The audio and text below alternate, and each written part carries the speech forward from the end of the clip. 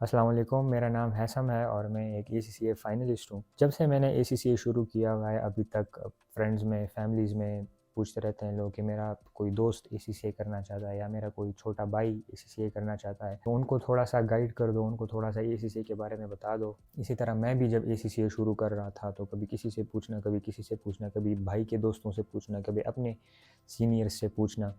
और यूट्यूब पे मुझे कोई इस तरह का सैटिस्फैक्टरी कंटेंट मिल नहीं रहा था जो कि मुझे पूरा एसीसी के बारे में समझा दे।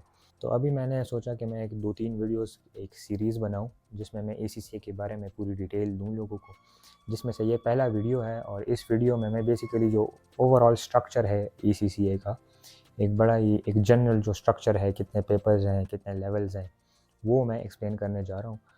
तो सबसे पहली बात तो इसमें ये है कि एसीसीए एक यूके बेस्ड सर्टिफिकेशन है, ये एक डिग्री नहीं है। ये एक प्रोफेशनल क्वालिफ़िकेशन है जो कि बंदा बैचलर्स के बाद भी कर सकता है, बैचलर्स के साथ भी कर सकता है, 10th स्टैंडर्ड के बाद भी कर सकता है, 12th स्टैंडर्ड के बाद भी कर सकता है। तो ये डिग्री नहीं है, ऑल्दो इस रूट के थ्रू डिग्री मिल सकती है। एसीसीए की एक यूनिवर्सिटी है, ऑक्सफोर्ड ब्रुक्स यूनिवर्सिटी, तो उनके साथ एसीसीए की एफिलिएशन है। तो अगर एक स्पेसिफिक नंबर ऑफ पेपर्स आप एसीसीए में क्लियर करते हैं तो एक रिसर्च एंड एनालिसिस प्रोजेक्ट होता है। तो उस बेसिस पे अगर आप वो रैप सबमिट करते हैं तो आपको एक डिग्री मिल सकती है। बीएससी अकाउंटिंग ऑनर्स की डिग्री मिलेगी आपको ऑक्सफोर्ड ब्रुक्स यूनिवर्सिटी से। मगर ये जो प्रोग्राम है डिग्री वाला, ये सिर्फ मई 2026 तक है।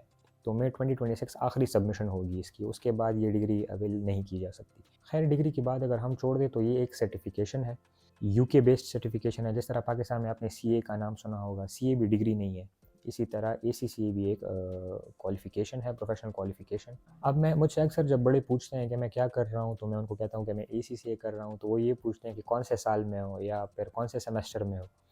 तो ये भी एक मिसकंसेप्शन होता है। इसमें कोई साल वाला सिस्टम नहीं है, इसमें कोई सेमेस्टर्स वाला सिस्टम भी नहीं है, इसमें एग्ज़ाम्स हैं।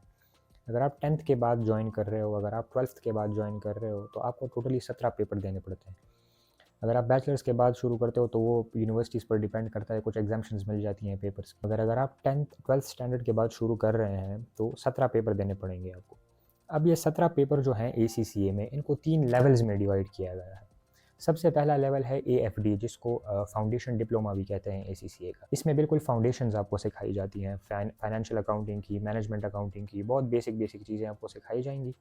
ये टोटल 7 पेपर होते हैं और ये टोटली ऑब्जेक्टिव होते हैं, इनमें कोई सब्जेक्टिव एरिया नहीं होता। बाय द वे, जितने भी ये 17 के 17 पेपर हैं एसीसीए में, ये टोटली कंप्यूटर बेस्ड हैं। इनमें कोई भी पेंसिल कागज़ वाला सीन नहीं है, ये टोटली कंप्यूटर बेस्ड है। और जो पहला लेवल है एएफडी में जो 7 पेपर हैं वो टोटली ऑब्जेक्टिव हैं, मतलब MCQs, multiple task questions, options, fill in the blanks, ऐसी चीज़ें हैं। तो मतलब इसमें कोई सब्जेक्टिव एलिमेंट नहीं होता पहले जो 7 पेपर हैं। जब आप पहले 7 पेपर क्लियर कर लेते हैं एएफडी का, तो फिर आप स्किल लेवल में आ जाते हैं। अब स्किल लेवल में आपको 6 पेपर क्लियर करने पड़ते हैं और वो बेसिकली वही चीज़ें होती हैं मगर थोड़ी सी डिटेल में आ जाती हैं। स्किल लेवल में ऑडिट भी आ जाता है, स्किल लेवल में टैक्स भी आ जाता है, फाइनेंशियल मैनेजमेंट, परफॉर्मेंस मैनेजमेंट, तो वही चीज़ें थोड़ी सी डिटेल में पढ़नी पड़ती हैं फिर। और फिर स्किल लेवल में एग्ज़ाम फॉर्मेट भी चेंज हो जाता है, थोड़ा सा फिर ऑब्जेक्टिव हो जाता है, थोड़ा एरिया सब्जेक्टिव हो जाता है, जो आपको फिर वर्ड पे या स्प्रेडशीट पे सॉल्व करना पड़ता है।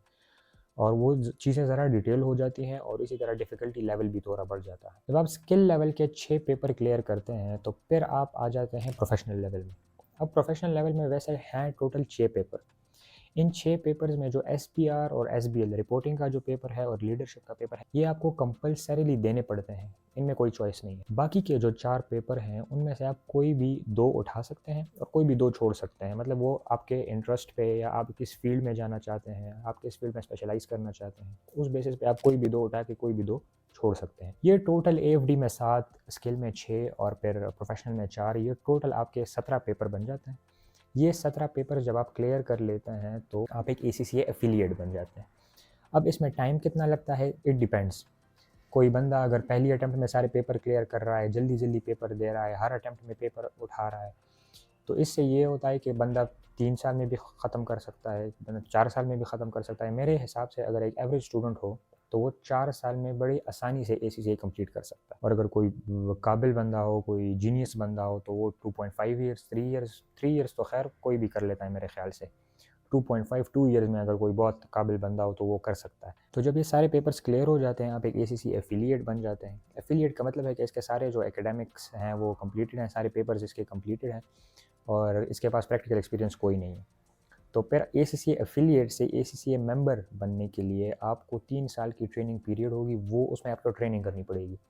ये ACCA का प्रैक्टिकल एक्सपीरियंस रिक्वायरमेंट होता है कि आपने 3 साल किसी अकाउंटिंग फर्म के साथ या ऑडिट फर्म के साथ या किसी कंपनी में ऐसे एम्प्लॉयर के पास टाइम गुजारना है जो ACCA अप्रूव्ड हो। तो आप मतलब ऐसे कोई भी, जैसे पाकिस्तान में कोई 2 महीने कहीं पे काम करके अपना 2 साल का एक्सपीरियंस सर्टिफिकेट बना देता है, तो वैसा सीन नहीं चलेगा। किसी ACCA अप्रूव्ड एम्प्लॉयर के पास जाना पड़ेगा और वो आपके ACCA अकाउंट में वो टाइम ट्रैक होता रहेगा और उसमें आपको कुछ टास्क दी जाएंगी कि आप फर्म में ये करें, ये करें, ये करें। तो वो टास्क पर आपको कंप्लीट करनी पड़ेगी। तो इसी तरह वो 3 साल का ट्रेनिंग पीरियड आप कंप्लीट कर लेंगे तो आप एक ACCA मेंबर बन जाएंगे। अब बेसिकली आप जॉब्स के लिए अप्लाई कर सकते हैं और कहीं भी बाहर, खैर आप ट्रेनिंग पीरियड में भी जॉब्स के लिए अप्लाई कर सकते हैं, मगर वो जॉब्स कंसिडर नहीं की जा सकती। मतलब वो एक ट्रेनिंग पीरियड है ना, तो उसमें ना सैलरीज जॉब्स की तरह होती हैं, आपको एज एन इंटर्न या आपको एज ए ट्रेनी ही ट्रीट किया जाता है, तो उसको जॉब नहीं कह सकते। उसके बाद बेसिकली सही पोटेंशियल है वो ट्रेनिंग के बाद शुरू हो जाता है। तो ये एक बेसिक सा स्ट्रक्चर है ACCA का। इसकी जो बाद वाली वीडियो हैं उसमें मैं एक आइडिया आपको दे दूंगा कि अगर आप पाकिस्तान में, अगर हम आज की डेट में देख लें, क्योंकि पाउंड रेट फ्लक्चुएट होता रहता है, तो अगर आप आज की डेट में हम देख लें तो ACCA पे कितना खर्चा आएगा तकरीबन, और कौन कौन सी फीसेस होती हैं ACCA में, कौन कौन सी किस किस को देनी पड़ती हैं, तो ये सारी चीज़ें हम डिस्कस करेंगे। फिर एक और वीडियो में बनाऊंगा कि अगर आप पाकिस्तान में हैं, आप ऑनलाइन शुरू करना चाहते हैं, आप फिज़िकल कहीं पे जाके शुरू करना चाहते हैं, तो इंस्टीट्यूट कौन कौन से अवेलेबल हैं, आप घर पे बैठ के कैसे शुरू कर सकते हैं, तो ये सारी चीज़ें मैं अगली वीडियोज़ में डिस्कस करूँगा। अगर आप उनमें इंटरेस्टेड हैं तो आप आगे की वीडियोज़ देख सकते हैं।